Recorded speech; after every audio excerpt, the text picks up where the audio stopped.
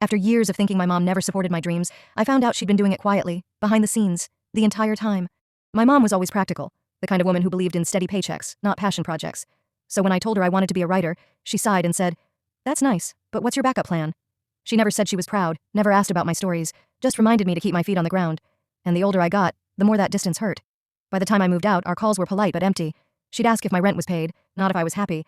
So when I finally got a small book deal, I called her hoping for excitement. Some sign she believed in me. She just said, "That's good." 2 words. That was it. A few months later, she asked if I'd come home to help clean out the attic. I almost said no, but something in her voice made me agree. While she sorted boxes, I found a worn folder labeled "My Kids Stuff." Inside were printouts of every story I'd ever shared online, even the bad ones I'd deleted years ago. Each had little notes in her handwriting. "Love this line." Made me cry. She's finding her voice. At the bottom was a letter she'd written years ago, addressed to a publisher. She was asking how to help her daughter get published. She never sent it. When I showed it to her, she looked embarrassed, almost shy. She said softly, "I didn't know how to support you. I was scared I'd say the wrong thing and make you give up."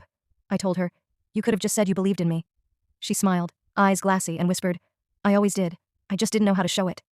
A week later, she came to my first signing. She waited at the end of the line, folder in hand. When it was her turn, she slid it across the table and said, "Sign one for me, author." And right then, I realized, she'd been proud of me all along.